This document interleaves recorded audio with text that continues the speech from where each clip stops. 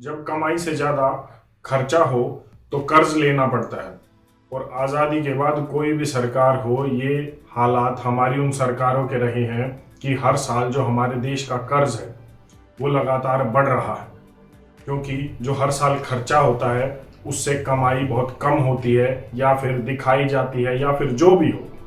लेकिन निर्मला सीतारमन ने साल 2023-2024 का जो बजट संसद में पेश किया, उस बजट की सारी अच्छी बातें मीडिया से आपने सुनी। सारे मीडिया पर विशेष न्यूज चला और बताया गया इस बार ये टैक्स नहीं देना पड़ेगा, इस बार कोई नया टैक्स नहीं है, इस बार ये कमी है, ये चीज़ें महंगी होंगी, ये चीज़ें सस्ती होगी, सब कुछ अच्छा आपने सुना।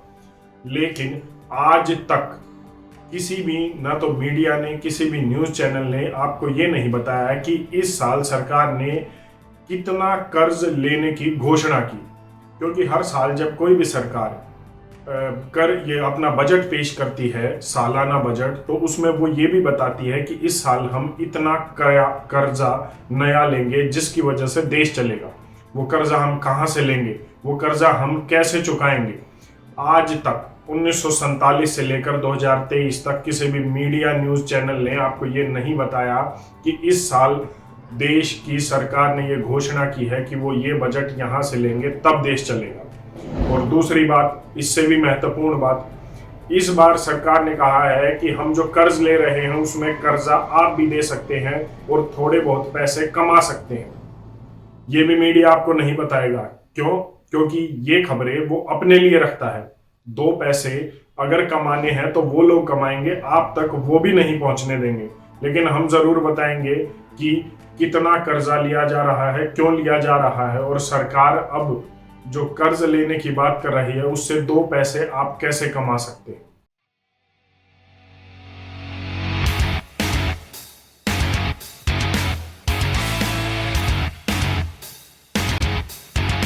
भारत पर साल 2014 तक 55 लाख करोड़ रुपए कर्जा था। मतलब 1947 से लेकर 2014 तक जितनी भी सरकारें आई गई, 55 लाख करोड़ का कर्जा वो छोड़ कर गई। 2014 से लेकर 2023 तक जो दिसंबर 2022 है उसमें फाइनेंस मिनिस्ट्री ने अपनी एक रिपोर्ट जारी करके कहा है कि देश पर जो कुल कर्जा है वो 147 लाख करोड़ से ज़्यादा का है। तकरीबन 90-95 लाख करोड़ रुपए कर्जा लिया जा चुका है पिछले 7-8 साल में। अब दोनों तरीके से इसकी बात की जा सकती है। मैं अपनी बात रखूंगा, आप इस पर अपना कमेंट जरूर दे सकते हैं। पहली बात, सरकार ये कह रही है कि हम इंफ्रास्ट्रक्चर पर 100 लाख करोड़ रुपया खर्च कर रहे हैं, हम ये योजना चला रहे हैं, वो योजना चला रहे हैं, इसीलिए हमें पिछली सरकारों से ज्यादा कर्ज लेने की जरूरत पड़ रही है। ये सरकार का पक्ष है, मेरा पक्ष नहीं है या आपका पक्ष नहीं है।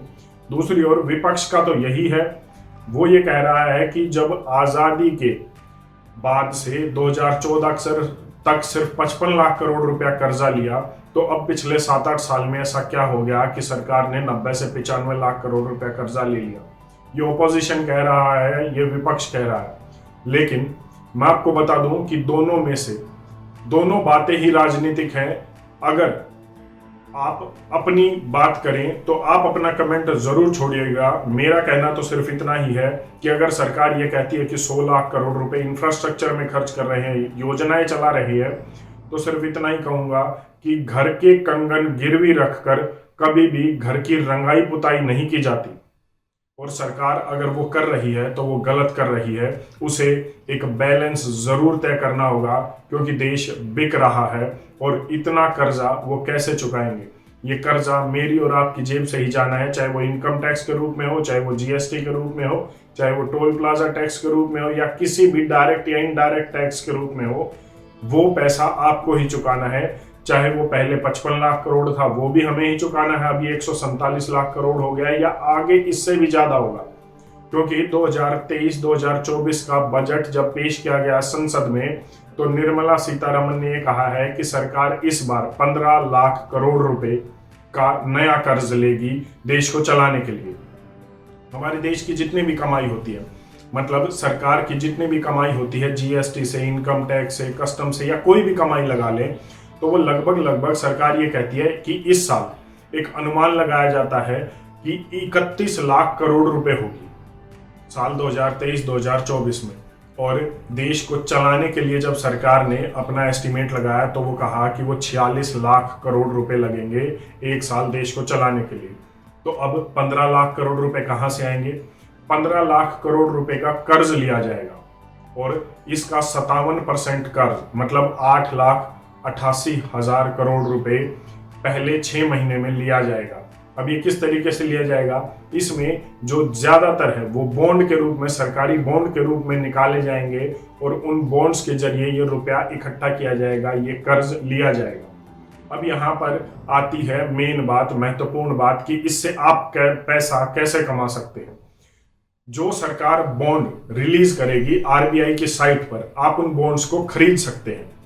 पहले ये लिमिट थी 5 करोड़ रुपए, मतलब अगर आपको ये बॉन्ड खरीदने हैं, सरकार को कर्ज देना है, तो आपके पास कम से कम 5 करोड़ रुपया होना चाहिए।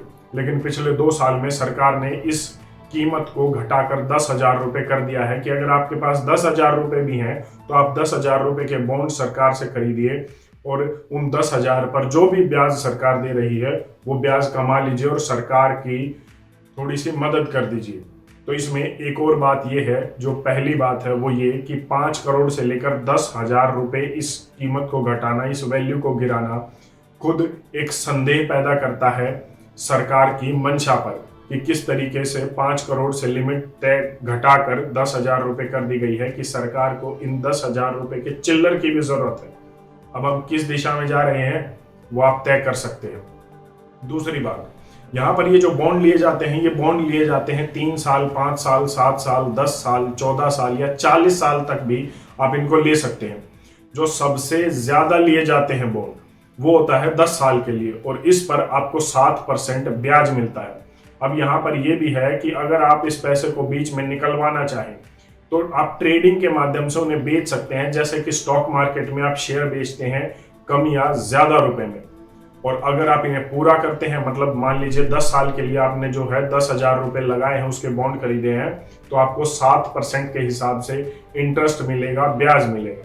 हाँ, लेकिन इतना जरूर है, सरकार इस पर सिक्योरिटी देती है और औरों के मुकाबले ये पैसा आपका सिक्योर होता है, सुरक्षित होता है। लेकिन मैं आपको बता दूं कि लगातार जो कर्जा बढ़ रहा है सरकार के ऊपर, या मैं कहूं हमारे ऊपर, क्योंकि ये अल्टीमेटली देना हमें ही है। ये सरकार है वो 5 साल 10 साल बाद चली जाएगी, दूसरी सरकार आएगी, वो तीसरी सरकार आएगी। आजादी से लेकर आज तक और आगे भी यही होता रहा है और कमर टूट रही है जनता की।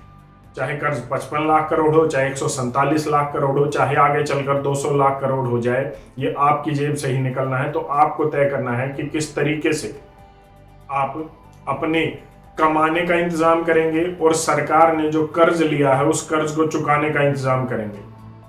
अगर आप चाहें तो आप में इनमें इन्वेस्ट करके कुछ पैसे कमा सकते हैं, जैसा मैंने बताया कि 7% रिटर्न आपको मिल जाएगा।